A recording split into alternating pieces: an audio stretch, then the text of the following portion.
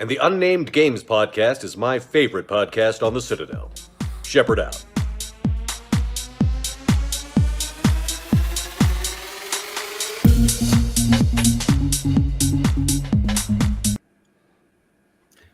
Good evening, good afternoon, good night. That was a swift cut People there, of Phil. the internet. It was a swift cut. I fancied a swift cut. I wanted you to hear me immediately.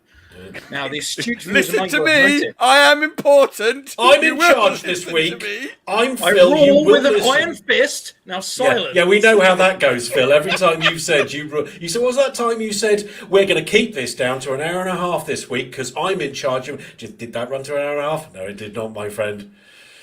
Actually, I said an hour, and it was an hour and 40. Yeah. Anyway, I'm sure as the few viewers we do have noticed, I am not the usual host. He was off waxing his head, making it shine appropriately, and he was worried it would be too shiny and it would glare from the camera. So he said, "Do you want to host it this week, Phil?" And I went, "Yeah, sure, why not?" As I've already been completely roasted by the usual reprobates, we have, of course, Mr. Allen, Mr. Longfangs Howlett. How are you? I'm very good, my friend. I'm very happy to be here. Had last week off, so I'm all fresh and ready to rant about new stuff. Prepped and ready to go. Like it. Chris, Rasta Tweets. How we doing?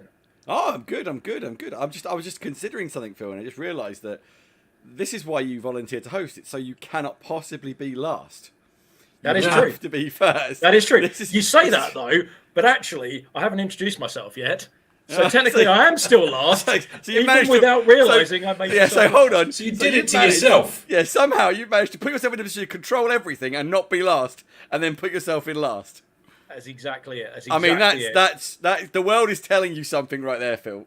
The universe is. Look, there are two important positions in a race: first and last. Everything else is irrelevant. So if I can't be first, I might as well be last. And Not for anyone who according to hasn't the guessed, wisdom of that is Vin me, Diesel. Phil, Speed Freak Phil, last, despite the fact I'm hosting. I'll tell that to the Williams Formula One team. Yeah, I was going to say. So I'm Bringing pretty sure up the the philosophy rear. of Vin Diesel isn't the philosophy of Vin Diesel. It doesn't matter. He's like winning's winning, and that's the only thing that matters. Like, and as we know, Vin Diesel is the source of all knowledge. It's true, but since I can't win or come first, therefore last is the next most important position. You don't ever hear somebody talk about, "Oh, well done, you got sixth place," do you? No. I'm going to There you go. refer you to my Congratulations. Formula One comment of a few moments ago, but still, carry on. You carry right on, Phil. I shout. No, I'm not going to carry on. You know, this is all going horribly wrong. It's a car crash already, and we've been here 2 minutes 53 seconds. You're welcome, Phil. You are very welcome. It's a service we are happy to provide. I know, with great pleasure. It's all, you can see the smugness on your face, Alan. You're Oh, struggling. it's there permanently. What are you talking about? It's my permanent face. Love it. Well, you know what? Before I get roasted anymore, should we move on to some of the topics of the evening? I think Go on, that'd be then. quite nice, wouldn't it? Now, Ooh, before we do topics. anything else, I would just like to raise a swift point. So last week we talked about the games bundle to support the people displaced in Ukraine over the Russia and Ukraine conflict, and it was the itch.io bundle. And as of this week, Humble Bundle has now got on board. As the itch bundle finished, they are now doing a support Ukraine bundle as well. I believe the kind of minimum costing is £30 in there, so it's a bit more expensive than the itch.io bundle, but they have got some pretty big names in terms of sort of games attached. So just reference all the money that you pay for these games, it all goes across 4 charities, which is Raise 'em for Ukraine, International Rescue Committee, International Media Corps, and Direct Relief. So it does all go to charity, but they had games like Back for Blood on there. I'm just looking at it now. There's some killer stuff in there. Sunset Yeah, please Overdrive, do. I which haven't is actually got it on my amazing. screen. Read out the headlines so for me. what's got? So these are Satisfactory, Back for Blood, Metro Exodus, the enhanced edition on PC, Spyro Reignited, Max Payne 3, Sunset Overdrive, Quantum Break, Fable Anniversary, This War Mine. Fable. There's Love it. Kerbal Space Program, Pop Up Dungeon, Starbound. I think it was 123 individual Yes, items. so So it yeah, was there's something some- like 60 yeah. games. Then there West was of Dead. a bunch of comics in there. I think about halfway down there is about 30 or 40 comics in there. And then there's actually some pretty cool software included in there. So there's a couple of those like pixel style RPG makers. I think it's called RPG Maker 13 or something. Just like the pixel style games tend to get on Okay, Switch. so just to give you a couple of other things, the comics you were saying about, you've got Red Yes, Sonja, please do. Petitioning the Queen, Army of Darkness one-shot Humble Bundle exclusives. If you're a fan of the Evil Dead films, there's an exclusive comic in there. The Starfinder core rulebook for the RPG. Pathfinder core rulebook for the RPG. Wow. Warhammer Fantasy Roleplay rules. Then you've got Judge Death, My Name is Death, which is a cracking 2000 AD story. The Boys, Volume 1 is in there. The name of the game. So, I mean, there's loads of stuff in there. That's an amazing bundle. I might have to grab a copy of that myself. Yeah, It's got 5 days left. Yeah, I already donated my money in there. There's So the one I bought it for, when I discussed it with Craig, there is a Unity training package in there to learn how to use the Unity game dev engine. And for you, Chris, there is a bunch of catalogs for 3D printing. Yeah. Yes. So Just look at it. There's a load of like 3D printable scenery for Dungeons and Dragons or building dioramas with. That's really cool. Yeah, it's a very comprehensive bundle. So it's more expensive than the itch.io, but there is a lot of really good content in there as well. And most importantly, all your money goes towards charities that are supporting the displaced people of Ukraine. So yeah, absolutely. It's really important we raise that point. And you know what? Like, we're all gamers. It's quid pro quo. You know, your money goes to a good cause. You get some proper sick games and content in there as well. And as you said, Phil, the minimum purchase bundle is £30 and 58p. So I don't know what that's going to be in dollars, but you know, it's probably what $50, something like that, isn't it, around there? Probably not in that. I would have said about 40, something like that. It's about 1 point. It's about 40, 45 maybe. Like that, yeah, something. It's good anyway for that much content, for that quality of content. That's a cracking bundle. It's probably about just under $3,000 worth of content, I think, when I was reading the headline for it. Wow. You know, if you're buying that stuff at list price. And they've raised £4.5 million as well so far, pounds that is. So so just from 2 gaming bundles, that's north of £9 million right there going out to Ukraine. Crazy, good stuff, really good stuff. So really good cause. I just wanted to drop that in at the start before we move on to the less serious things. Are we ready? Because let's be less serious now, because that was a serious opening, but a very important serious opening nonetheless. Thank you. So I want to talk about what you guys have been up to this week. And I know, Alan, you have been back perusing the stars and seeing what's available out there, haven't you? In 2 particular locations. Would you like to share with everybody else what you've been up to, what you've been watching? Right. First of all, I just want to mention: have you done some work on the display behind you, Phil? Have you actually made the table into a table? Oh, of course, you went on last week. Yes, I built a table. Wait, if I swing this way. So the table that's been standing up behind you on the wall for the better part of a year is actually now a proper table. You've actually constructed it so that you can use it as a table. And you've got 2 whole objects on top of it presented, 2 steel box sets. Yep, that's true. I mean, you're clearly showing me... The problem is, where I sit, if I put something behind me, it's wasted. And if I put stuff behind that, it's wasted. Totally. And in fact, the amount of money that me and Chris have spent on our backgrounds, waste of money, clearly. Obviously. Clearly. So, you know, well done, mate. I mean, we've missed a trick, clearly. And I hold my... I'll have you know, for the live watchers, I rotate the cases every week to something. I did spot that, because there's a Halo Wars one this week, by the looks of things. There is a Halo Wars. It's actually a really cool case. I'm just going to bring this one a little closer. Yeah. You'll see I've gone for the that is nice. Side. That's beautiful. I love that. The Elite side is very cool too. Yeah. So this is one of my preferred display cases. So I quite regularly shuffle this round to the front of the display. It's very nice. So cool. I wanted to bring that forward because it's very cool. And the other one's and the other thing I just want to bring attention to is behind me. Actually, I'm sorry for the listeners, but this is a new speaker I bought today, which we've just been talking about. And it's awesome. It looks freaking awesome. It was £200, and it's called the Gravistar speaker, and it's basically shaped like a little mini robot. And the sound quality is also banging as well. I'm not going to do it now, but at some point it's going to turn itself off and it'll make a noise like a robot. It's really freaking cool, and it reminds me of really nicely. And you know the first Transformers movie, they put the Nokia phone in the box and then shoot it with the energy from the cube, and it turns into a little where it has like a little minigun penis, and it starts shooting at the window and the glass and stuff. Have you just called my £200 brand new speaker a mini penis? No, the robot had a minigun penis. That was his thing. He transformed with legs and he had a minigun penis. I'm just saying, it might transform and attack you at some point. I mean, it's already halfway transformed anyway. And it's going to intimidate me because it'll have a bigger penis than me, clearly. So anyway, let's move swiftly when they have on. to write down Alan's cause of death, it will have been mauled to death by an electronic transformer speaker. See, Chris, I mean, Craig has been off the podcast for a total of 10 minutes, and it has gone completely down the drain, hasn't it, really? Oh, I mean, minigun penis. We had a cash salmon last week and a minigun penis this week. What I'll tell you what, this podcast is never boring, is it? You know, like we always got some invention coming up. I mean, if we were actually more famous and we had more, sort of like listeners, I'm fairly convinced that we would be in the regular press quite regular for some of the crap that comes out of our mouths. We'd have been sued. Our careers would be, it would pinnacle quite well, but it would end very quickly as we were hiding out in the woods while people were trying to, hunt us down. But anyway, so back to your question. Minigun penises, yeah. But moving back to your question of some millennia ago. So this week, I've been watching a few things. I've been watching Picard, actually. I think it was the third episode this week. Yeah, Through the Stars. And I generally love Picard. Next Generation is my era and is my favourite Star Trek series. But I love all Star Trek. I'm one of those Trekkers. I even love the ones that aren't as good as the... some are better than others in my opinion. It depends what you like, but it's always about your personal opinion. I don't hate any Star Trek like some Trekkers do. I love it all generally, but I do like Picard. And I really enjoyed the first season. And I thought it was a really good, for a character that I really knew well. And there were some faces from the TNG series that showed up and you were like, wow, that's really cool and everything. And then the second season came out and watched the first episode and it was just... wow! It was just epic in every way, quite possibly some of the best Star Trek I've ever watched. It had everything that you expect from Star Trek.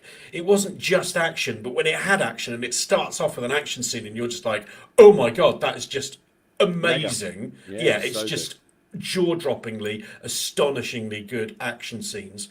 But it also has the typical Star Trek making you think about things and things about the story and about the universe they're in and the characters and dilemmas. And the second episode dropped and it was just like, it was the same thing. And again, some plot reveals that you're... And again, it's very difficult to talk about it without all I'll say on that anything. second episode, quickly, Alan, I found there was one scene which I found quite difficult to watch for so many reasons, but the trophy room. Yeah. I was just like, it made my skin crawl. I was like, that's uncomfortable. And someone put on Twitter a little detail, and it's the one where they have Sarek. And if you look what's hanging underneath Sarek's monument, shall we say, it's like just those little flavours. I'll tell you guys off air because I want to drop a spoiler. Yeah, I didn't catch honestly, that. Oh my days. It's like, wow. Yeah. They've really thought of everything on this. That whole room, it gave me very original Predator vibes. Yeah, like where everything was kind of, but it's off and polished and yeah. We're going back to mini penises again, aren't we? Sucked off, but anyway. But anyway, it had typical. It had absolutely. It was typical Star Trek that there was this real, thing about morals and about the way society had changed because of a slight change in the and don't get me wrong, the third episode is still really, really good Star Trek. It did go into a trope that Star Trek has had, and once the series is over and we perhaps get a chance to talk about it again, I want to bring it up. It's a trope that I'm not a massive fan of, and it seems to be a cost-saving trope that annoys me. And it's just, but that doesn't mean it still wasn't a good episode. Exactly where you're going with that. Yeah, so. And it's kind of like they've done it before. I saw that and I was like, oh, you've been very clever here. That saves some money. Yeah, exactly. And it's like you don't need to. They've put absolute fortune into that series. It seemed like you could have gone anywhere, and you went there.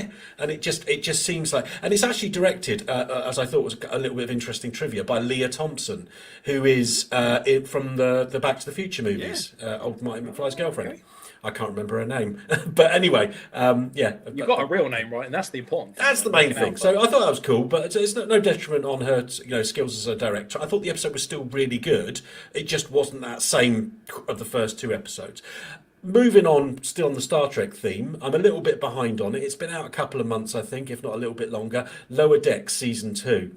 I really enjoyed the first season. It's so nice for them to be taking risks with Star Trek, There are some people who are like, oh, it's all got to be like this. It's got to be the 20 standard episodes, and it's got to be this, and it's got to be that.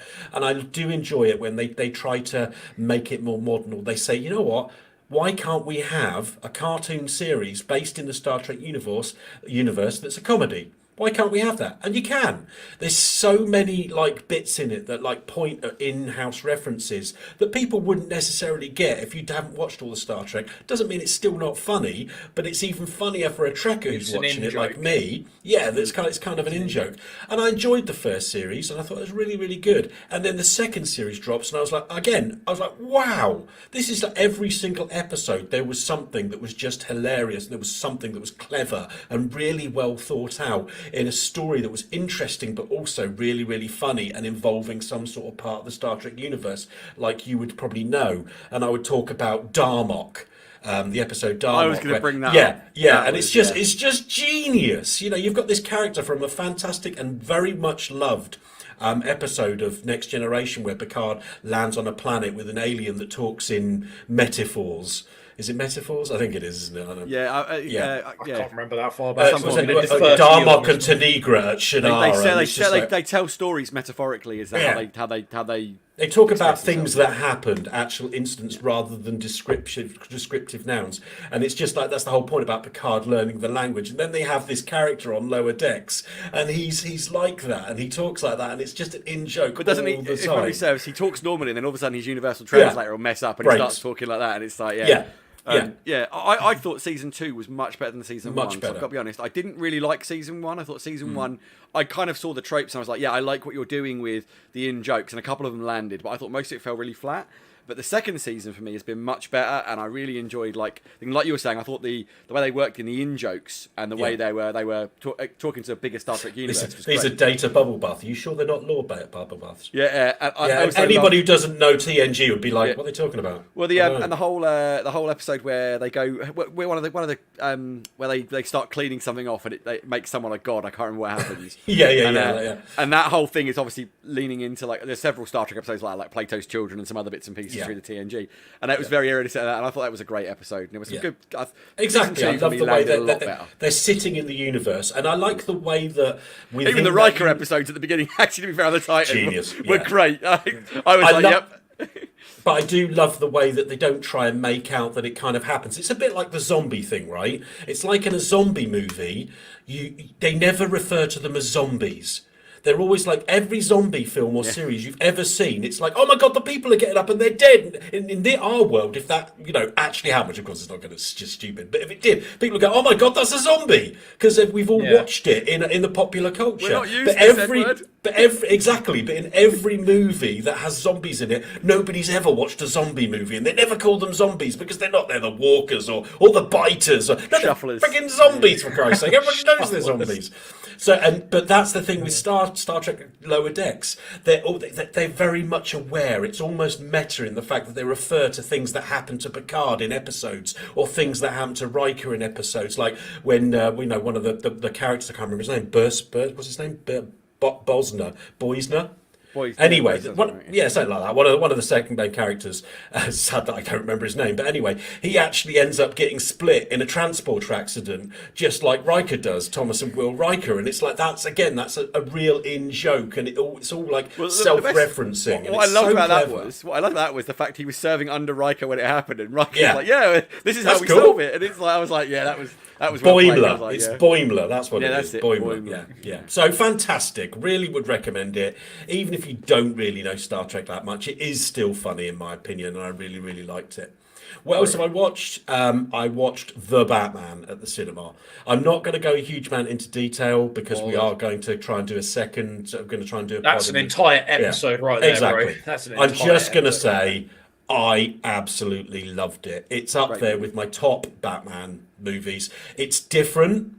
It does things differently, but what it did for me was bang on point, and I'm really looking forward to have a more in-depth discussion with some of the points that you raised, Chris, when you talked about it. So hopefully we'll do that in the very near future.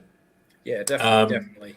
Do you want to carry on, or do you want to move on? Well, actually, what I would like to do, in the interest of keeping things even and balanced, I'd like to ask Chris about a movie that he's watched this week. Yeah. You want to ask me about a movie I've watched? I don't know what to do. Equal and balanced, you say? Was that a flawless segue there, Phil? To the movie being could have been to the movie being Equilibrium. Beautifully done. I Phil. tried. Beautifully done. No, I mean, I watched Equilibrium again this week. I went back onto Netflix, and I think Equilibrium gets Netflix. a bad rap. So let's just start there. A lot of people had a lot of bad things to say about Equilibrium, saying it was like budget Matrix, etc. And I really like this film. I don't think it's the best film I've ever seen. I don't think it's a film I'm going to tell all my mates, oh my god, it's like, again, life changing or anything. But I think it's a really solid film, and it's got a great performance from Christian Bale, and I really like the guy who's the bad guy. He's kind of just like a bit, like... Doesn't Sean Bean die in it? Sure, of course Sean Bean dies. Sean Bean's in it, mate, so Sean Bean dies in it, right? It's written into his contract. I actually think he agrees that with his agent. He's like, look, I'm not doing any movies unless I get to die off in them. If I can't die in it, what's the point of me being in it? To do, 10 episodes of Game of Thrones before they killed him off. Yeah, but what's going on? This is violating my terms of contract. They probably just told him it was a movie and he was just shooting one long movie. So they told him, you just die at the end. That's the big twist. They shot the death scene right at the start to keep him happy. So he thinks, I'm going to die. And it's just outtakes and bits like that. Don't worry, Sean. Just pick up here and there. Little did he know he was in for the entire season. Yeah, but no, I watched Equilibrium. I really liked it. I thought it was a really good show. I think the premise is really clever. It's not the best execution, that premise, maybe, but this whole idea that after the Third World War, because the whole world has been decimated, they realise that human emotion is the cause of all of the problems in the world, and so they outlaw emotions. People take drugs to suppress emotions, and the society starts to thrive again, and then things happen. Don't forget the gun carter. And then I was going to say, I was going to get to that. Yeah, I mean, I like badass. But yeah, they have a jumps through the door and slides in because there are these people called sense offenders who are feeling, which is against the law. Sorry, is that sense offenders? Sense offenders, right? I just make sure I heard you correctly. Yeah. Thank you for clarifying that, Alan. Yeah, and they have form. Their name has gone from me now, but they have these people who are clerics. They're clerics. Yes. And they basically go and hunt down the sense offenders. And they can, arrest them or kill them, etc., whatever needs to be. And they have a thing, as has already been said, called the gun carter, which is basically apparently standing in the middle of a room. According to the law, it is the ability to, having studied statistics of firefights, they know the places to stand where bullets might go that you could stand where bullets won't be, based on how people shoot guns in firefights. It's a bit silly. It's the stupidest principle ever. Yeah. It's the stupidest principle ever. But oh my god, cool. It's cool. Yeah, It's cool. Yeah. There's that moment at the end of the movie where he walks down that corridor and does all that gung fu crap, like where he's like shooting all like this. And there's a point I'll never forget because he walks down the corridor and flings the 2 magazines as he goes in, and they wait until they pop up, and then he starts shooting everyone as he's jumping around. And he kind of rolls forward, goes tunk, just picks the guns up, and then he goes, whoa! And it was like, I don't care if this film's stupid. That's one of the coolest things I've seen in years. You've got to say thank you to the bad guys in that scene because they very carefully stood in a perfect circle all the way around him. Amazing. I mean, it was good. They must have rehearsed before he got there. It also has one other great moment in it in that scene where he runs out of bullets in his guns, throws them on the floor, and then just kind of steps over a gun, flips it over his shoulder, and then just owns it. I was like, I don't know how that happened, but it's amazing. I didn't see that in the gun carter bit they were learning, but and it has the stupid sword fight at the end, which is ridiculous. But I mean, I love that film. I think it's got a lot fun. to like. I mean, like you say, I'm not going to disagree with you. There's a lot to like, and they did put some thought into the storyline, and it's good. But there's if you do need to put your brain a little bit on hold, don't you? Really, I mean, the gun carter in itself looks really awesome. Complete nonsense, but looks really cool. But then, if you think about it, so does combat in the Matrix, really, doesn't it? I mean, it's like all but the Matrix has a bigger world which kind of can explain to you why the bullets don't hit, essentially. But this is real world, right? There isn't a Matrix simulation to explain the bullet hits, right? So I was trying to be nice, but you're right. But the thing is about it is, I think we're all very guilty of this as well. Like nerds in general, we overthink things. And I think when I first sat down and watched Equilibrium, I was expecting the Matrix. I didn't get that, and I was a little disappointed. But by the same token, I absolutely loved what I did get because it was a different movie, and I did enjoy the kind of the gunfights, and I loved the whole look of the movie. And I thought it was great for what it was. I think going in expecting the Matrix is a mistake because it isn't the Matrix. I don't want to say more philosophical, but it's a slower film than the Matrix. And certainly, it's more about that kind of principle of what happens if people don't have emotions. Is our feelings important? There's a different take on what's important about humanity than the Matrix. So, they're both great movies, but they're not the same thing. It's not about the people as well. It was about all of the possessions, like the books and the art. They were burning the Mona Lisa at one point, don't they? Yeah, exactly. They sort of rounded up all of those things that conjured emotions in people. I thought that was an interesting kind of poetry concept they worked to. There are definitely sort of like pointing signs to fascism in it, and obviously 100%. So, but again, good idea. But as I've often said, good sci-fi can be allegorical and like tell you stories to make you realise why these things are bad or these things are great. Star Trek does it a lot, and Battlestar does it a lot. Which we won't talk about in case Craig's listening, because I know that he's not here, obviously. But you never know; he might pop up at some point. But the let me just check behind my chair. Yeah. No, he's not here. Well, so I think that was one of the things where there's a mid-season in one of the episodes, one of the Galactic series. I won't say what it is because again, Craig could get it. And there was a point where I realised that the story they were telling wasn't about the characters in front of me. It was realistically about things that were going on in the world that were important. And I'm just like, holy crap! This show's got me thinking about humanity and the things we do that we justify for reasons we believe are good, whereas they might necessarily still be horrific things. And we balance it out, and then you look at it in a different way, and it's like, hold on, it makes you question these things that you go, there isn't a problem with this. And I think that's where, like I say, sci-fi in general can be very, very good with that. Star Trek does it all the time and has tackled a lot of societal issues, as opposed to, I think Battlestar does more political and combat-related issues. They do like to militaristic at points. Yeah. I mean, actually, that's really interesting. I'm going to segue slightly over to my talk for this week, since you've dropped in the Battlestar, because I finished the final season of Battlestar Galactica, and it was damn good. I mean, it really, from the first season, really strong in the miniseries. Then there's some great one kind of episodes. It slows down a little bit in the middle, but you get to season 3 and they start piling on about like I can't say it because Craig's not that far through, the other Cylons, let's just say that's very vague. And they start really ramping that pace up and steering the story towards that. And I really enjoyed it. And then the big reveal at the end of season 3. I'm trying to remember what that tune was. That tune that. Oh no, let's not do it. I can't tell you, but I did put it in the chat. Yeah, some Jimi Hendrix. There was a couple of moments from season 4 that have always stuck with me. There's in the very first episode, there's a moment right at the beginning with Saul and the Admiral, which I was like when I saw it. I remember obviously there's like a lot of reveals happen in season 4. A lot of truths come out midway through season 4. There's a moment where you're just like, yeah. You're just like, it's a proper like, oh my god. When a certain somebody appears, and you're just like, and then the episode after the big middle episode, the big mid-season break, the episode after that where a thing happens with one of the characters, and I just remember being like,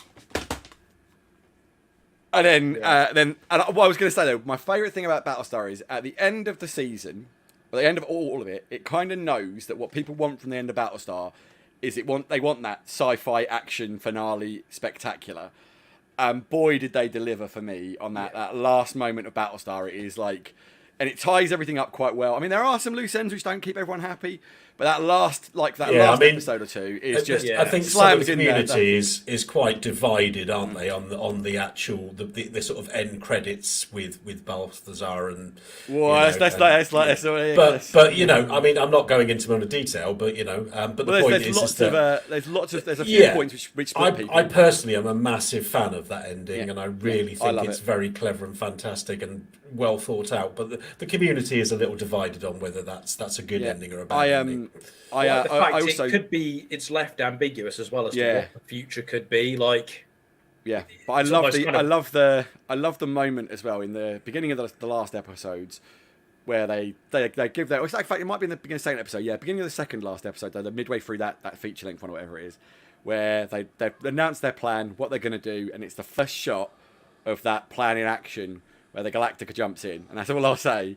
And that kind of whole thing just happens. That whole like mad sequence. Oh yeah, and it just opens. It's just up carnage for like. It's just the whole thing about everything with the space combat in Battlestar. It's just like when you first start watching it, and then when you start to realise that every time it goes outside, there's no sound.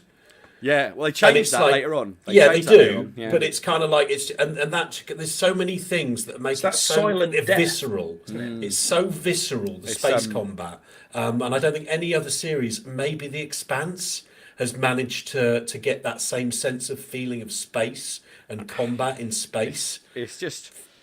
I could go on about how much I love that show. We know this, but like that. I mean, the last season I've just gone back through it fairly recently, and I'm sort of rewatching bits of it again, and it staggers me. Like because the fourth season is the season I've watched the least. Phil, I don't know about you, because obviously it's because it was the last one. And I came to Battlestar really early, and I'd seen when season 1 came out. Like I said, there wasn't a season 2 when I finished season 1, so I was like rewatching. I was like a like the addict, just pummeling back through the previous episodes just to get a fix of Battlestar, And then it's as it went on, it's just I kept rewatching it. I'll watch season 2 again because that's great, and then season 3. Yeah. Hey, there. That was my speaker turning off. Yeah. There it went. Yeah. Just remember, when you hear that sound again and you're laying in bed tonight, Alan, that could be your death. Tomorrow morning, there'll be tomorrow morning. I'll be like, it's not where I left it. It's not where I left it. I don't know where it is. I'll wake up in the morning. It'll be sat on the bedside table. Wake me up with oh my god! Or better yet, hanging off the ceiling above your head, looking down at you. I freaking hope so. I really, really hope so. I'll take that death because it'll be cool. Ellie, if you're listening, I've got the best prank ever for you. What's at me? We can make this happen. Oh wait, no, you already had a heart attack. No, we're not doing that. I've got a terrible idea. Let's not do it. Sorry about that, Chris. I did warn you though. Oh no, mate! That was great. It couldn't have a better time during the Battlestar Galactica bit, like the fracking toaster, Cylon. Yeah. Oh, mate. But yeah, anyway, I hijacked Phil's bit, which is dangerous. Whenever Battlestar's mentioned, I go into like Battlestar fanboying, Well, to be honest with you, I only talked about Battlestar because we kind of segued on from yours. There is one other thing I'm going to talk about quickly, which is my last kind of thing I've done this week. So last week I was very aggrieved at the article we discussed about the stupid parental society bunch of idiots that were saying that Disney should have You're making a stand, aren't you, Phil? I am. I'm making a stand. So this week, the 16th, they put all of the Marvel contents, the Jessica Jones, the Punisher, Luke Cage, onto Disney Plus. And do you know what the first thing I did was? I finished Battlestar. I'm going to watch the Punisher. It's the most vicious and savage and brutal of all of them. And I'm going to make sure its viewer ratings goes up. So my thing, everybody who's listening, okay, go on to Disney Plus and watch The Punisher. Even if you don't like it, just click the button and play through and tell your friends, yeah? Because then Disney are going to see their viewing numbers absolutely skyrocket for that. And they're going to think, brilliant, we need to make more of this content. That's good because I think The Punisher is amazing. And I think you guys are probably online with me in this one. Yeah, totally, no question. Let's be fair. So if you think it's not very good, then you're just a bit of donkey. So not a problem. But for the rest of us, is that your professional review, Phil? This is really awesome. And if you don't agree with me, you're a bit of a donkey. Yeah. I've got to say, I'm going to go with you, Phil, and say that's a perfect review. I'm fine with that. Yeah. And these view numbers go up. We're going to get more Punisher. Well, maybe not more Punisher, but we'll get more stuff like the Punisher because Disney will be like, it's clearly working. It's making us the money. Because as we've discussed, Disney were a big fan of money. It's really their sole purpose in life. Yeah, I mean, I'll definitely watch Punisher again. But I didn't realise, but this new wave of content didn't just include like the Marvel stuff. There's a whole load of other stuff on. So all the Alien films are now on there. It was just Aliens and Prometheus now. All of them. I forgot about that, but yeah, they've got. Well, they had Aliens on there already, but then they put Alien 1, Alien 3, and Alien Resurrection. And Alien Special Edition? I think it was just Aliens. I don't know if they've upgraded the special edition. I'll tell you what, I'll check while we do this. I think it's just the standard Aliens, not the special edition one. Which is still probably one of the best films ever made. But if you can watch the special edition. What's interesting though is, but can I just before just on that, Alien, do not watch the director's cut. It ruins the movie. Watch Alien. It was perfect the first time. He didn't need to go back in. They did it for a 10th anniversary thing. It does not work as well. Directly on that point, the version on there is Alien, but it's a remastered in 4K version as well. Which I've got that on Blu-ray and it looks amazing. To be fair, so I was just about to say I don't need to watch it because I've got it all on DVD. Oh well, he's got that. I didn't realise Alan had it on the premium format. Like a pauper, then that's fine. Yes. Maybe premium you can go and smear dirt all over the screen of your TV as well to make it feel more authentic. Such a tech snob, Phil. Put salt in your eyes. Salt in your eyes, should salt in your eyes. Yeah, you can watch it through tears. It's perfectly good to watch. Thank you. If you say so, Alan, You know what? Whatever makes you happy, Alan. But for the rest of us, there is the opportunity for the remastered 4K. What makes me happy is the pain and suffering of orphans. But that aside,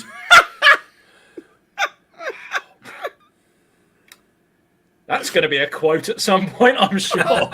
Alan Howlett. What makes me happy is the pain and suffering of children. Oh no, specifically orphans. Oh, sorry, Children orphans. Orphans. Wow. Very clear. You know what?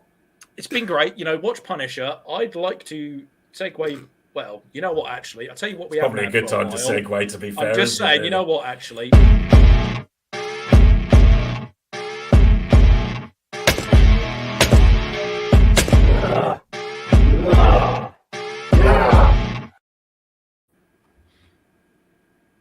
There you go. I think that's my cue, isn't it? Yeah, Project Zomboid. Yeah, missed that. But seriously, Bruce Willis is alive and well. He's living still. Still alive and well. He's now outlived Keanu. Although Keanu's not really dead. I mean, he's just wandering around going, and trying to eat your brains. So but he's not technically dead, but Bruce Willis is alive and well. We're now on 4 months, and I've actually, for the first time since started playing Project Zomboid, I've actually almost reached winter time, which is quite interesting because again it shows another dynamic of the game that's so cool. It's like, because it's based in Java, it's a Java game, right? So the way that they do it is that everything in the world is built up of squares. So whatever happens within the square it's either going to do this or it's going to do that. So it's really cool so that when it snows, you don't come outside and everything's just covered in snow. It's like snow starts to build up in areas.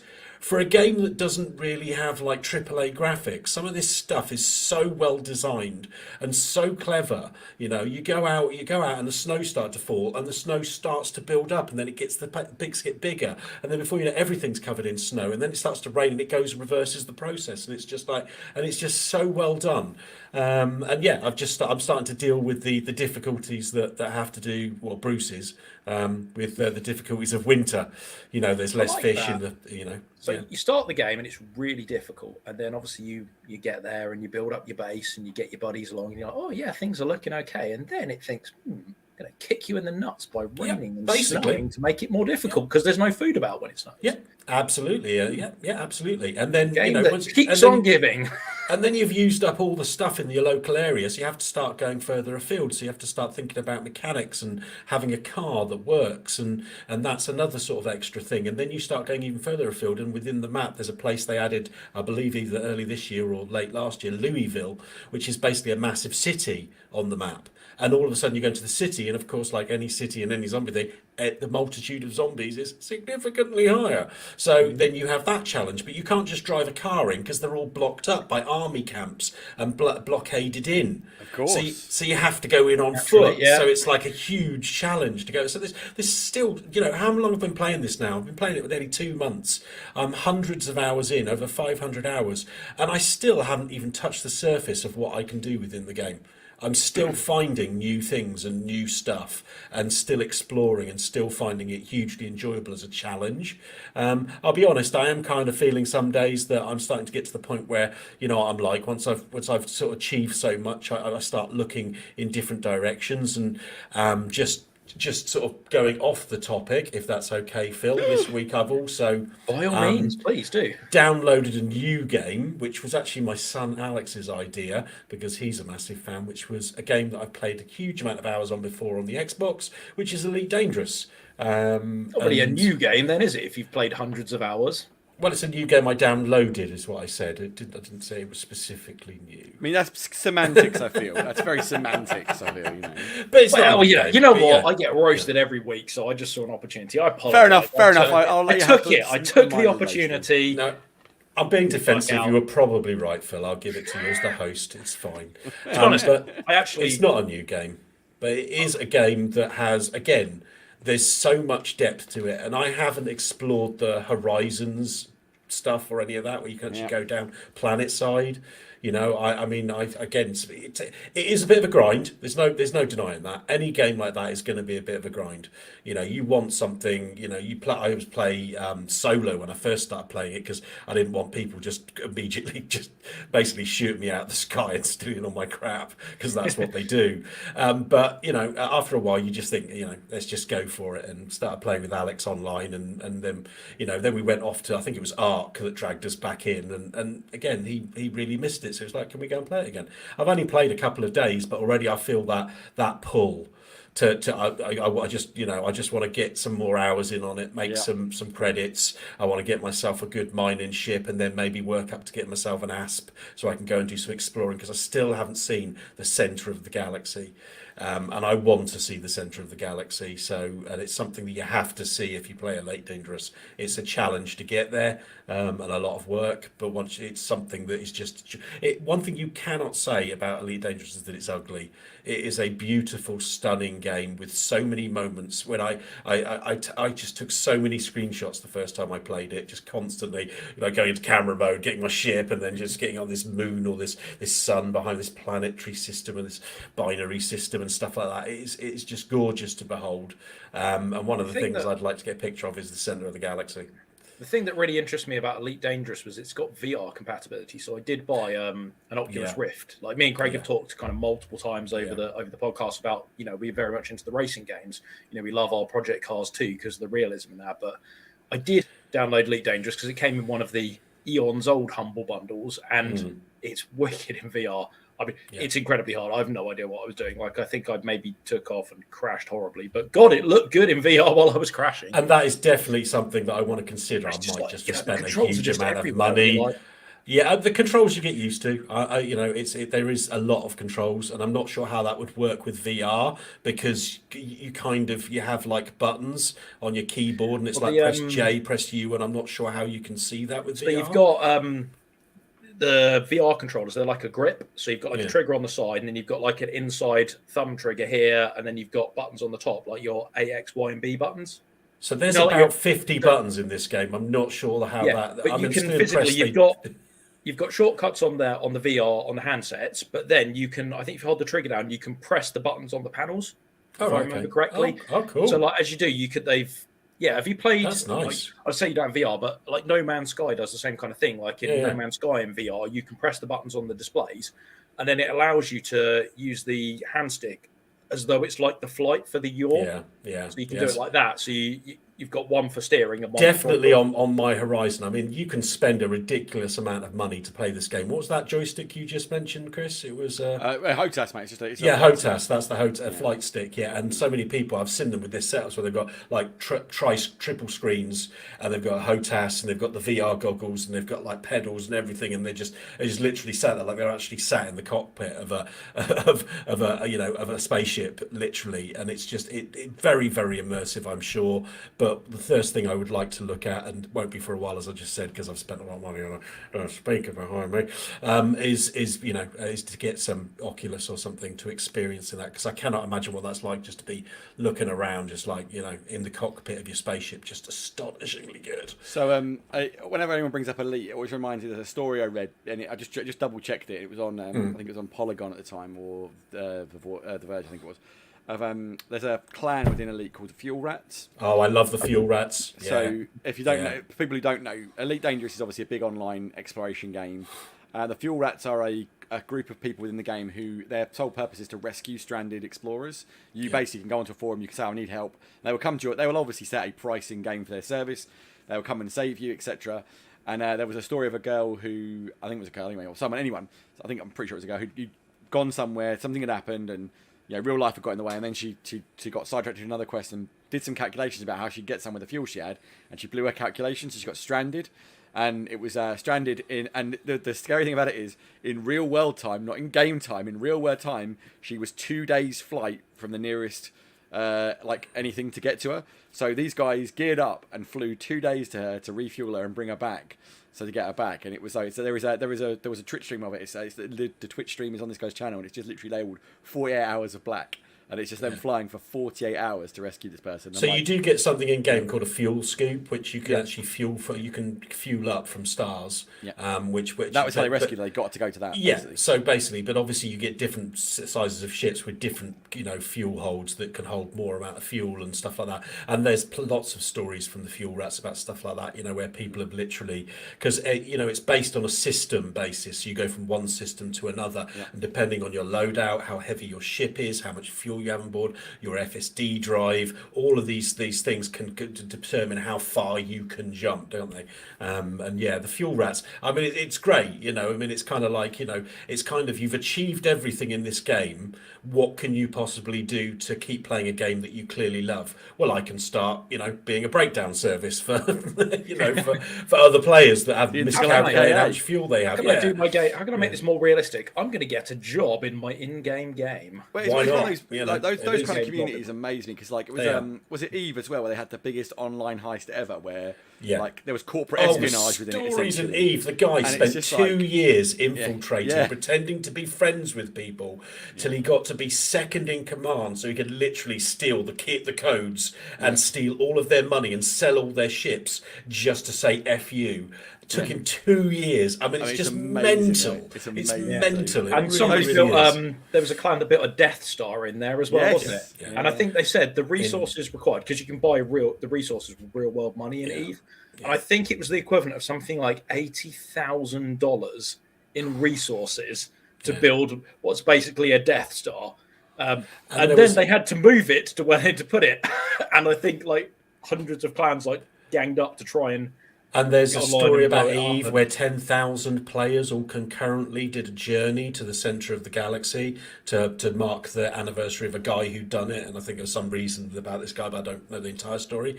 But they were saying it's like the biggest grouping of players in an online game to come together to do something together. In Eve Online, not Eve Online, it was in Elite Dangerous, I apologise. But yeah, so the community in these games is just phenomenal. Sometimes it can feel like it's like the most impossible thing to learn, but like most things, you play it for long enough, it becomes second nature. And flying these ships is, difficult at first, but it gets much better. And again, with the communities and the politics and everything else, you can be as involved as you want to be, or sit back and you can just go and get a mining ship and sit your days whilst watching YouTube, mining asteroids and making shed loads of money and buying a much bigger ship that can hold more ore.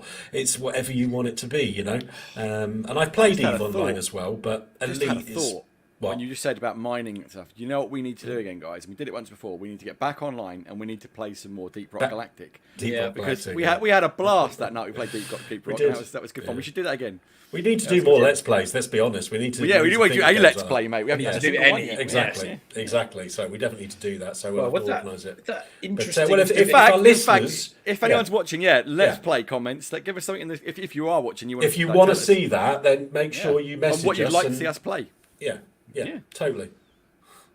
Ark. Cool. He wants to play Ark. Yeah. And we can ignore you and play what we want, so that's how we're going to do it. I like that one.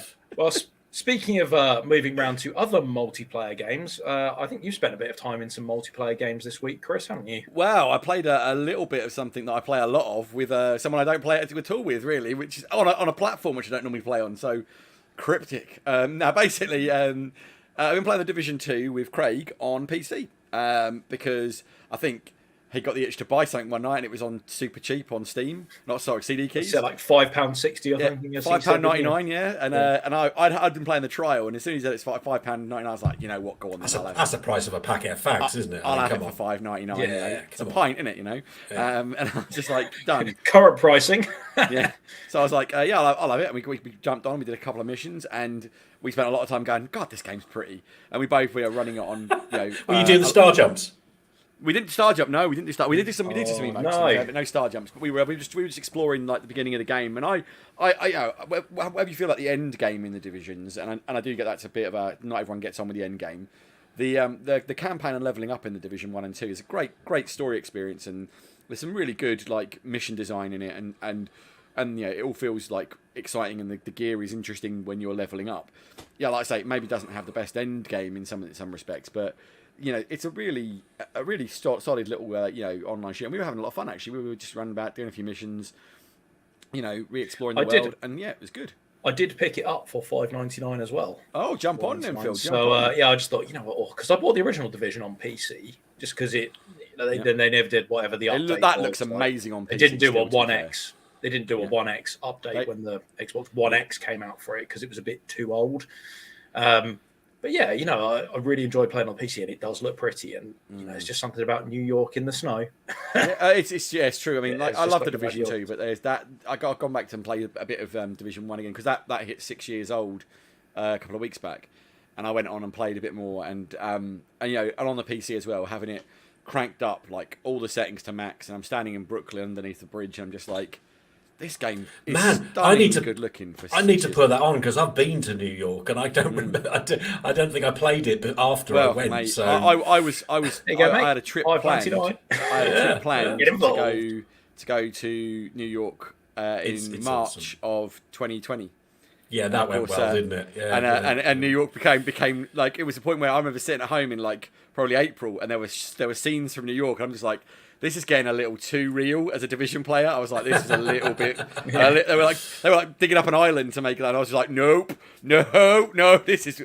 Whoa. Chris, didn't you buy? Did you buy one of the Division? So I was very lucky that my friends one year bought me a Sleeper Agent edition for my birthday, and I have a Division watch. I've got the Agent watch, which is worth stupid money on eBay now, but. Did you get the urge, Chris? When you started seeing it, did you clip it on, mate? I think I may have sent to my Division friends a photo going, oh god, I know that. Oh shit, guys, been activated with the watch glowing up. Yeah, I'm not gonna lie, it might have happened. But yeah, it's one of those things that it was obviously not a great time for anybody. But as a Division fan, it was just a very surreal experience. And then, as a Division fan, the last few years have been very strange. You had the pandemic, obviously, which is very reminiscent of the first one, the first game. Yeah. And then the second game, one of the later missions, spoiler alert, you have to reclaim the Capitol building from a load of they call themselves the True Patriots or True Sons, sorry. And they are a paramilitary like bunch of people who think they're America's lost its way and is and I was just like, oh, this is yeah, on the nose, this one? Just a little bit on the nose now. Like, no one would have seen this happening when they made this game, but that's a little bit too, Suddenly that this is a work of fiction warning you get at the start of the game stays on for an extra 10 seconds longer than it used to. I mean, it was always it really is. Yeah. It really is. It was always a very weird possibility with the Division games because of the fact they were all set in real locations using effectively real guns and things, and you're just like. Yeah, and then like to see the pandemic kick off was a bit like, cool, this is a bit surreal. And then I say January 6th happened in America, and it was just like, huh?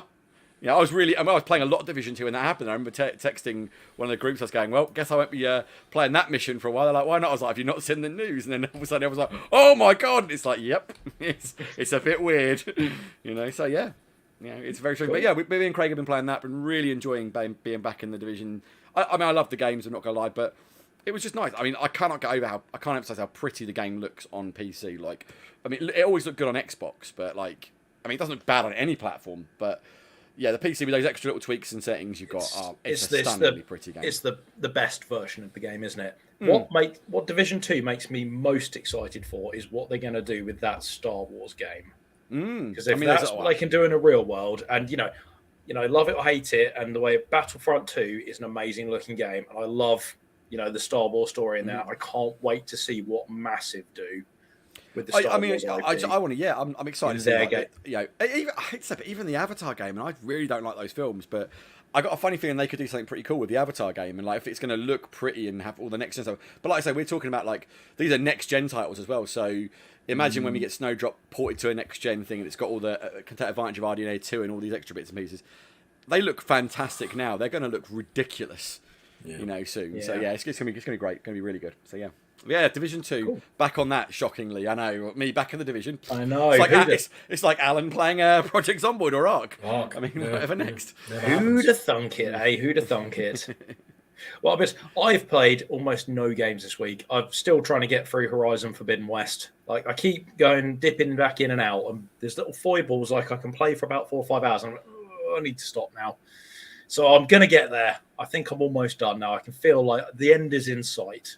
But I've talked about this every week, so I'm not going to bore you to death. Are you thinking? What are you thinking about Tiny Tina? Oh.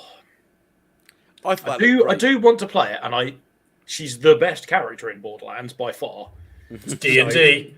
I mean, I didn't mention it as we started, but as I say, that's one of the things I have done since I was last on, which was Craig mentioned it briefly last week, which was that I dungeon DM'd my first D&D game ever a couple of weeks ago, and that was a scary but exciting experience, and I think that I hope most of the feedback's been pretty positive, but I hope that everybody had a good time. I'm not going to lie, there were a few moments where I had to wing it, but that's the point of being the DM, and not letting anybody know that you're absolutely freaking winging it. And that they did exactly. It's like there's a part in the story where one of the goblins in an incident has to survive so that they can interrogate him and tell him something important. And they killed the goblins so quick, I didn't have time to put one out. So it's like, and I was just like, what am I going to do? What am I going to do? It's like, but I just love the experience, and I think we've arranged to meet up on the 9th of next month for the second session. This particular campaign is going to be about 4 or 5 sessions. Campaign, it's a story, and I think we're all coming back into it for the second session, much more experienced. It was quite slow going at the beginning because you're constantly checking the rules and trying to make sure everybody's doing it right and stuff like that. And but it was a fantastic experience, and yeah, I'm really looking forward to the next. I'll tell you what, Al, I can give you some feedback from point of view. Is I had a phone call from Craig on his way home from his first session. Oh, really? And so I said, yeah. And I was like, oh yeah, I imagine that was really good fun. I've said from the word go, I've maintained. I said Alan will kill as a DM. I can see him being a great DM. I had complete confidence in you to deliver a killer DM experience.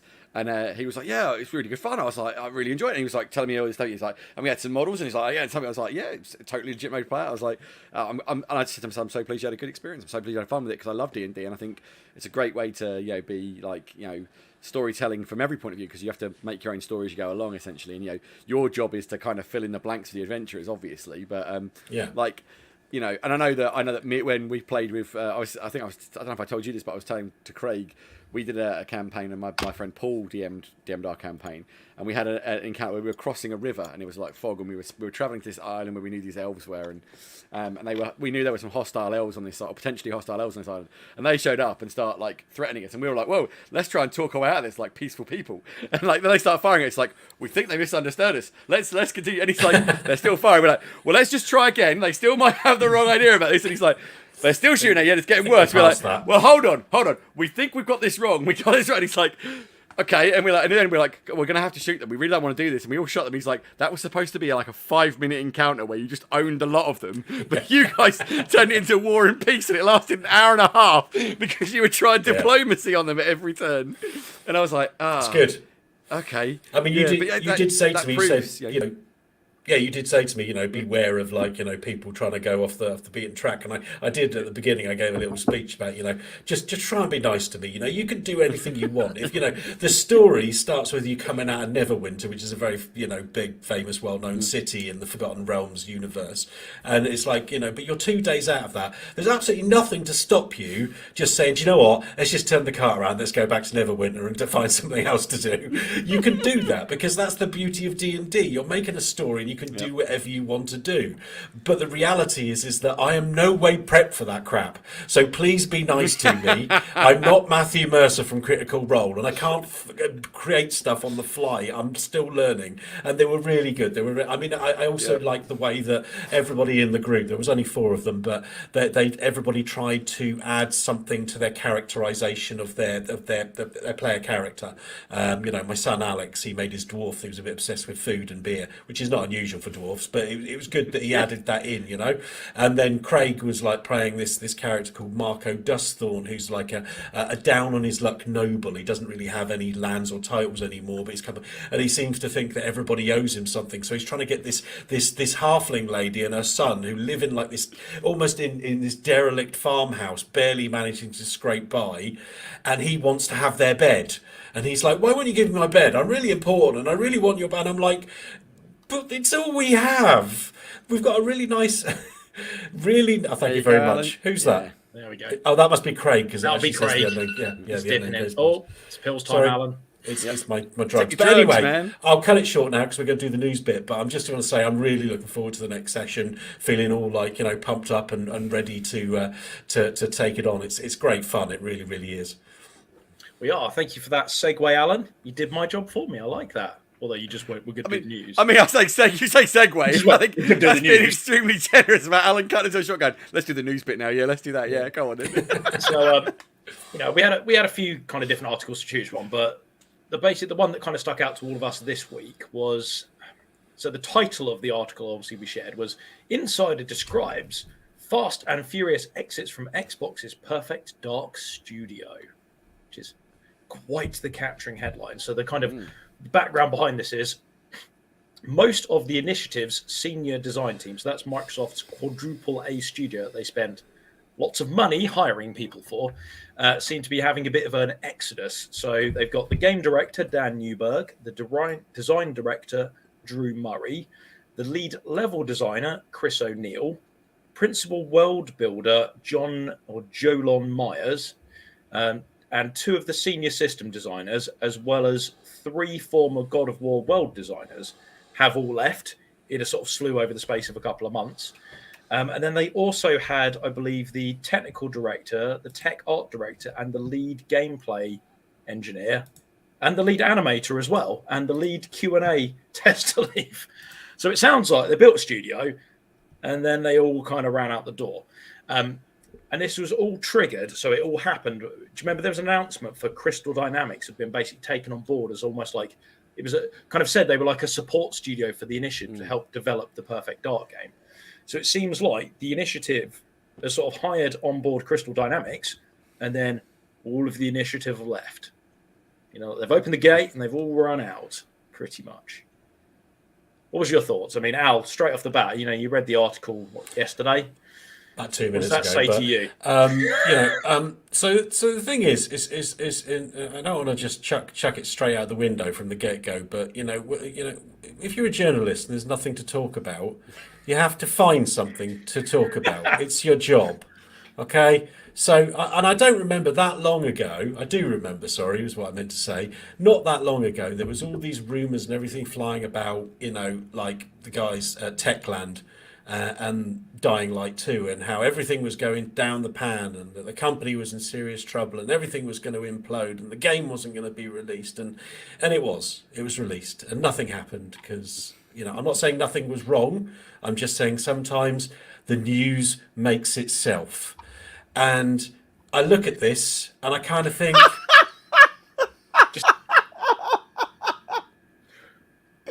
I'm not even getting into the whole thing. I'm not even getting involved. I'm going to keep on moving. So the bottom line is that Crystal Dynamics has been signed on to co-develop Perfect Dark, and clearly some decision at some point has been made that the guys that are there aren't necessarily from initiative, aren't needed as much as they originally thought. And therefore, from my point of view, I'm just thinking, well, how early is this game in development? We haven't seen anything apart from like a teaser trailer in 2019, 2020, was it? Yeah, 2020, I think. Yeah, a couple of years ago. A teaser trailer just under a couple of years ago. We haven't seen anything about the game. It's clearly still in very early development. There are always going to be changes and restructuring when it comes to a game that's in early development. It's the nature of the business. Okay, people leaving doesn't necessarily mean there's something wrong. It does mean that you can sit there and make up a story about it and try and make up there is something wrong, but it doesn't necessarily means there's something wrong. Is there something wrong? I don't know. Neither does the person that wrote this article. They're just looking at some people that have left and gone, oh, looks bad, doesn't it? But it doesn't necessarily mean that at all. It just means that those people, there are people in Crystal Dynamics that are already doing that job, and they're superfluous to it. They're not needed because Crystal Dynamics have taken the lead. That's my take on it. So, I mean, there's two kind of points I came up with, and I did a little bit of research behind this. So I think if you remember back in November last year, there was a lot of noise around devs leaving from Halo Infinite. So specific at the top of my head, the article was with Mac Booty, and basically creative director Tim Longo, the executive producer Mary Olsen, and the former head of the FPS team Chris Lee all left Halo Infinite. And I think we can all pretty much agree, aside from the fact there isn't co-op in the campaign, Halo Infinite was a massive success. I mean, it was such a success that EA decided that the reason that Battlefield failed miserably was because Halo released their free multiplayer. So it's a good excuse. I quote that from an article. Yeah, it's a good excuse. I'm sure that one washed really well with the had nothing to do with the fact that Battlefield wasn't even finished and completely unplayable for most people. And still doesn't work. Still nothing to do with that at all. It must have been Halo. That's Halo's fault. Halo's fault they haven't managed to get their game working properly. That's totally. And also, I think you find the stars were aligned in a certain way going across Stonehenge. That also had a big impact as well. So you can totally understand why Battlefield didn't work. I mean, somebody spent their time, touching wood before. There was a butterfly that flapped its wings somewhere, which then inadvertently sort of caused the tsunami, which then inadvertently created the cash salmon, and then which inadvertently did other things. You can never tell. It's just those damn cash salmons keep cropping up. That's what it is. So it's it is just the whole thing is like you said at the beginning. It feels a bit like kind of like not inventing a story. There's certainly a story here, but kind of embellishing that story to for clicks 100%, like it's that which we all fell for. Let's face it. Like I was like, oh, I think when I said I'm not taking the blame for that. Phil posted it. No, I posted it. I posted it, but I posted it with a thanks, Alan. Emoji. Like appreciate that. Where's the bus emoji for me to put up? So let's blame Phil anyway. It's fine. Yeah, he's running it. It's his fault. Absolutely. I put it up with a thinking emoji because I was just like, this doesn't read like there's like it's not like the studio walked out. Or like everyone quit on the same day. It's that people have left, and quite probably what's happened is these are a load of people that have left their like these big profile studios. They've built God of War, they've built whatever it was, and we've all done it where we've moved jobs, right? And we've got to a new job, and we've been like, this isn't the right fit. It doesn't feel on paper this should be the best thing I've ever done for me, but in reality this just feels awkward and weird. And and I've got a funny feeling a lot of these leagues would have naturally happened anyway. I don't know that, but I've got a funny feeling they're just people who have naturally gone and gone, you know what? It's not vibing, it's not right, and it's a creative thing building a game, as in anything. And if you're not getting on with the team, or the team isn't gelling, or could be all sorts of little things. If just one little thing's wrong, you have a bad personal relationship with somebody, you go, do you know what? The best thing for me to do is go find a different job and move somewhere else, And it's probably some of that. There is probably some doubling up of staff, like Alan said. I don't think it's like an exodus of everyone, and certainly there's a lot of key people still staying there. But I think there's nothing to be. The insinuation that in some way the development of this game is under jeopardy and that there is serious concern. It's just so early in the development stage. There's nothing to show that it doesn't say or mean anything. It's just you talked about Halo just a second ago, Phil. Those people left after it had already been delayed for a year. There were already clearly issues with everything, and I know you say it came out perfect, but it came out because they cut loads of stuff out of it, which some of it they still haven't put back in. So let's not forget that. Let's not forget that. They promised all that on release, which was almost still a year late, and then they still put it out, and it still didn't have those things in it. So ultimately, there were still major issues with the game. What they did release was great, but it wasn't finished, and they took that stuff out so they didn't get complaints about it. And those people left at that tail end when they were getting towards the end, and I'm sure there was crunch and things happening. So there's more validation for that argument there. But here, we haven't even seen a trailer. We've got no idea. This game might not be out for another 2 or 3 years, maybe even longer. The development cycle for these sorts of games are like years, absolutely years. My kind of thoughts along this was, I wanted to kind of back off one of the things Chris said, where you get, maybe people butt heads, maybe they don't get on, maybe it's a personality thing. One of the things that referenced in both those articles, the Halo one and the initiative one, is that it's very likely to be the workflow of the game. So all these people that are leaving are really, really talented and really creative people. Arguably they're some of the best in the field. And generally, when you're the best in the field, you have your way of doing something that works really well for you to deliver that, that quadruple A experience. And if you get all of these super skilled people from all of these different studios, they're all going to have different ways of working, and they've never worked together. And inevitably, some of these ways of working are not going to synergize. You know, they're going to be polar opposites, for lack of a better phrase. Well, it actually says here, Phil, actually says here, interviews with multiple former senior developers cited a lack of creative autonomy and slow development process. Doesn't mean that's bad. It just means for those people that decided they didn't want to work there and wanted to go somewhere else, that's not what how they're used to working. That environment, they're used to having more autonomy, and they're used to being put more under pressure in a different environment, and they just didn't like it, so they thought they'll go somewhere else. Like I can give a real world example. I work in a certain field, and the nature of the business I work in tends to mean that I change job fairly regularly. Although I do the same essential job, but in a different uniform essentially. And the difference can be, like, I've gone into some jobs and just really hated every minute of it, because that's essentially the same thing. The way that company works is different to the way I'm used to, and it doesn't gel with me. And I'm like, well, this isn't what I came here for, and it isn't what you told me it was. So, you know, they can be like that. And there's probably also an element of, as you said, both of you very rightly here, these are some of the best people in the field, right? These are some incredibly talented people. And I can't see how a studio, for example, Sony Santa Monica, that these guys who helped make God of War, have been happy to lose talent like this. And they've gone, do you know what, he was great, we should maybe try and get him back. And like, they've gone to him and gone, look, come back here. Here's a sweet of the deal. We'll give you, you've got complete autonomy to go there. You can do what you like. We know your talent. We know what you're good at. Come back to us, and we'll do it. I'm sure some of that's happened. Yeah, it's also cited in the article as well. Yeah, they do talk about. I mean, so there a lot of the studios are facing what they call a talent crisis, because there is a lot of these studios are expanding and increasing their staffing base. So there's much more opportunity out there, which makes it much easier for these top level creative programmers and developers to go, do you know what? I just don't like it here. I'm going to go over there because they're doing that, and that's really exciting. I can go back to where I was because they want me back. They know what I'm capable of. Yeah, and I'm not out there to prove myself.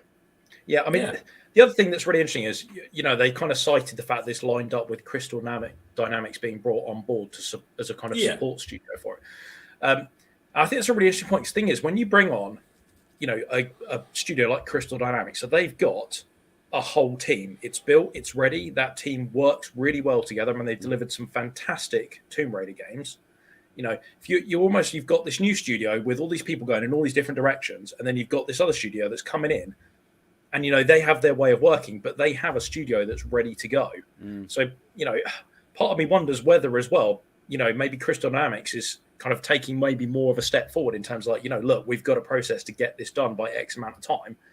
Because at the end of the day, Microsoft, whilst they have an incredible amount of money to fund into this to make sure this game is a success, they will still have targets and timeframes and things they need to hit. And, maybe they just necessarily couldn't afford to wait for that studio to spin up in the way they wanted. So they've maybe pushed more of the work into Crystal as well. And maybe that's where some of this kind of frustration, some of this butting heads is coming in. It could be people spinning their wheels and getting frustrated, and the game's spinning its wheels because we can't get this. Because again, like Alan said, people want this autonomous creative freedom and they're not getting it. So they just kind of, they're sort of stuck in the cycle. Well, this is what I want to do and you're not letting me do it. And this is what I want to do and you're not letting me do it. This is what I want to do, you're not letting me do it. And it goes on and on and on. And there is a danger of too much creative freedom. Like if you give every team creative freedom to do what they want, they're all going to go off in different directions. And then when you bring them back together, it's not going to work. Some games that have game directors have a very clear vision about what they want. I mean, different developers work in different ways. And for some company, it might be all about it's not just game development, it's any company. In some teams, they want everybody's input. In other teams, it's the senior manager that says, no, we're doing it this way and you're all going to toe the line. It's just a different ways of working, depending on the project, depending on the team, depending on, the people there. So, for me, it sounds like there's a very big element of that here. It's Gallagher, is that the name? Can't remember his first name. And game director Daniel, who's right there, Newberger, I've got it written up here. Apparently they have a very tight rein on what the direction of the game and creative decisions and everything else. And as we've already said, for a lot of those top level developers and programmers, they're very much used to working in teams where they're given a lot more freedom, and they just don't like it. It's just, it's quite possible, we just don't know. Yeah. I mean, but a lot of it's subjective. Point. Yeah, another interesting point they picked up from there is they said that they had 12 or 15 people leaving, but they've only got 3 jobs advertised on LinkedIn. It clearly can't be that much of an issue there because they're not suddenly having to replace people. They obviously must have a plan in place. Maybe they just over-recruited when they built the studio. Maybe they doubled up on a lot of these roles and Phil? I don't know. Phil's microphone has died a death there, and it's Daryl Gallagher, by the way. Yes. Daryl Gallagher is the guy that I couldn't remember. There you go. You're back, Phil. You're back. There you go. Yeah, you were just breaking up terribly there, Phil. What's going on? Do you know what? It's 9:15 on a Saturday night, which means my broadband is doing about 10 megabytes a second. Could be it. Could be. It was weird. The weird thing was your video was fine. It was just your audio. Yeah. So you sure it's your internet and you're not really an Android? I don't know. I don't know if I've ever inadvertently or by letting another human come to harm. I might have to check on my look back in my diary and see if I've adhered to Azimuth's laws of robotics. But obviously, if you guys spot something, do let me know. That's a book. That's a book. I just want to put it out there that I really, really, really, really don't want to read. What's that? I'm just saying, like, if I'm a robot, Phil's diary. I can handle it. What if I'm one of the murderous ones? I don't think I could take it. I think I'd be scarred for life. It's too much. Just open up and there's just pictures of cash salmon drawn all over it. I watched the movie Rollerball and I watched it all the way through, and it took me years to recover from that experience. Are we talking the first Rollerball, the original one? Yeah. With James Caan, isn't it? Yeah. That's great. Don't get me wrong, it's a classic of its time, but we're digressing here. But I wasn't a big fan. I just thought it was generally quite boring. The original's awful. Yeah. Sorry, the remake's even worse, mate. The original's terrible. Anyway. Yeah, it's got Dean Cain in it. Yeah. Oh God. Nice. Good old Superman. Superman. Well, I think we got some good mileage out of that talking point, actually. Now, we're at 1 hour and 15, and I did prep a little kind of surprise one here. Is this a hand grenade? It's not. No, it's not a long kind of conversation, but it's one of those, like, how far down the rabbit hole will this take? Or will we go? Or will this go? Oh, dear sweet Jesus, this is not going to go well. Nothing like that. Maybe I'm not wording this properly. Let me just ask the question. So, basically, I came across a little article, and it was about Ubisoft. They basically said they'd got a new bit of tech, something like Tech Scaler or something like that. And basically, the quote they said was, Ubisoft is aiming to make games with limitless worlds. And I thought to myself, Ubisoft are so well known for just endless collectathons. Do they really need a tool that lets them make a limitless open world? Because let's be honest, if they make a limitless open world game, all they're going to do is fill it with limitless collectibles. I mean, it's like, there's people like me who, when they see them now, think, I'm going to go and explore that over there. It's an endless itch in your brain you're never going to get rid of if Ubisoft make an endless open world. There'd be like 5 billion flags in Assassin's Creed Infinite Open World, wouldn't there? It'd be like Assassin's Creed Online. Go and find all the flags. I totally get your points, and I really, really do. But I have touched on this before, and I have said that I would pay for a game that had a map so big that I couldn't possibly explore it. For me, that's replayability right there, right? You join a map and you can't physically, no matter how much you play it, you cannot get, so as you say, maps so big that you will never ever. So it's one of those things where it's really dependent on the content. Having a big map, that was where I was going to go. Yeah, having a big map doesn't make it a good game. You can have the biggest map in the world. I remember a game many years ago called Fuel. I really loved that game, and it had possibly the biggest map for the time. It was absolutely massive. It would take you a long, long time to drive from one side to the other at full pelt. And the problem with it was not the size of the map, but because there wasn't simply enough content within the map. So you had to drive for ages between the races just to get to the different races. As an arena to mess around with for a while, it was great, but there was just no longevity in that. People want things to do. And if you're playing things like, and I'm going to use Project Zomboid as a reference here, right? So the map of Project Zomboid. How dare you? How very dare you? As an example. But I've played it for over 500 hours, as I said earlier on, right? And I have never been to Louisville. I've never explored the whole map. I can't. It's just too big. You need to prepare. You need to find a base. You need to prepare, get yourself food, and you need to get, better and be prepared. And you probably could be more of a nomad moving around, but it'd be so much more difficult. The map is big, and you can buy mods that add on more map sections to it, and more and more and more. And I haven't even looked into that because I haven't. I've also played RimWorld, where it's basically a whole planet, and you barely, for most games, you barely move out of the hexagon you're in. You build a base and you try and survive all the onslaughts that come your way, but you never move out. Having the ability to have a map that's so huge is great for replayability if the content is there. And that for me is the big caveat. If the content isn't there, then there's no point. If I had the GTA where it had a map of a world that was so big that you couldn't possibly explore, it'd be great. It'd be great fun, especially if you're Jules, who just likes to go around blowing stuff up all the time. Yeah, there'd always be somebody new, somewhere new to see. Exactly. But for me, I'd want to see heists. I'd want to see adventures. I want to see single player missions. I'd want them to keep producing content for that map so that it would constantly be a place that I could experience because I like the game, I love the game, and I want to keep on going. That's my take. You see, interestingly, when I say limitless, obviously the first place we go when we say limitless is, it's just a much bigger map. It's an unlimited map, essentially. And I'm sitting there rethinking this point, and when they say limitless, well, actually, is it an opportunity to reinvent the map? So, we see where Forza had 4 seasons in it, for example, didn't it? Where you'd have the summer, the winter, and so on and so forth, and it would have snow and rain and sunny, and it kind of makes me wonder. I mean, the idea of this scalar technologies is very easy to build an open world. What about if Fortnite, for example, is very good at destroying its map once a season and then doing a new map. So, what if they could do that on a gameplay level? So, you're playing through the next Ubisoft's version of Fallout and you wander into Nuketown and you set the nuke off because you're a horrible person, as you do, and you want to irradiate everybody. But that fundamentally changes the entire map rather than just eviscerating Nuketown and leaving everybody dead in there. Is that maybe the opportunity to use this limitless technology? So instead of just having a much bigger map, they constantly reinvent the map as you play through the game. Maybe it's every month or every 3 months, they do a seasonal content and something happens in the map and the entire map changes.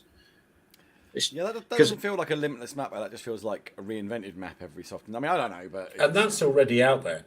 Again, I was talking just again. I hate to go back to it again, guys, but Zomboid that has seasons, and it changed, but it does change constantly. What you're talking about is already out there in games that aren't AAA games. It's when you're talking about limitless. To me, that says quantity. All I know about this is the dude who makes the icons for the maps in Ubisoft game went to bed a very happy man that night. I mean, a very happy man. He's like, because that man is employed for the next 20 years. It's like, but that's the thing, we take the mick out of it, but there are lots of people who are completionists who do enjoy that sort of game. It's why they do it, mate. It's why they do it. Let's face it. Exactly. Far Cry 6 did not sell badly. It sold pretty darn well. It wasn't as well as I think they would like, but it sold pretty damn good. Sold better than Battlefield, though. Who like that sort of game? Well, yeah. It played a damn sight better than Battlefield. Stick that knife in. But anyway, stick it in. Why haven't we taken advantage? This is a new thing for us to kick, isn't it? We haven't. I say that, but since Death of Stadia, we need a toy to kick. It's like, that'll do. Battlefield 2042. They had a free play weekend. They had a free play weekend about a month or so, didn't they? And me and Craig downloaded it, and I played it for a while. It was all right. It was Battlefield. It wasn't broken like everybody says it was. I didn't really. Well, I didn't buy it. I'm still not going to buy it. I didn't even make it past that loading screen where it tries to teach you how to play the game, and it's just an endless war in about 3 city blocks or something like that. It was just Battlefield was absolute. But I think again, it comes back to what we talked about last year. I think when we were talking about we were talking about the next generation console, and we were talking about where's the extra processing power going to be, and I think we've all agreed it wasn't going to be on bigger maps. And I remember a game many years ago, I can't remember what it's called, but I think I mentioned it at the time, where I think it was called IGI or something. It was called IGI, and basically it was just a self-creating map.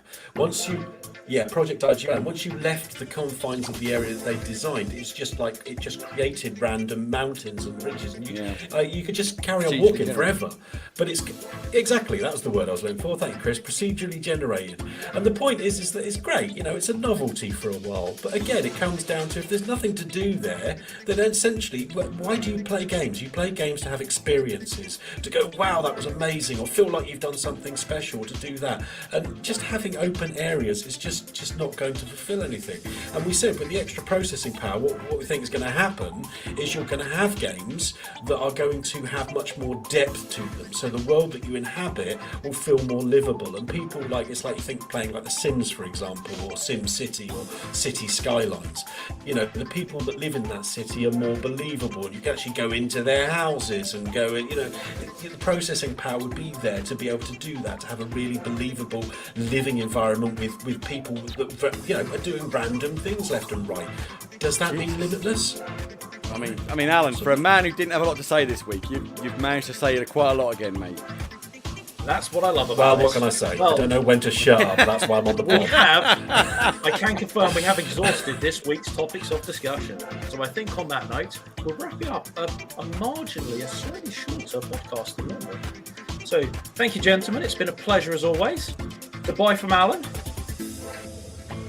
Bye-bye. Or not. It's a bye from Chris. All hail the cash salmon. And it's a cash salmon from me. Cash salmon. Bye, guys. Bye. See ya. Thanks a lot. Illogical.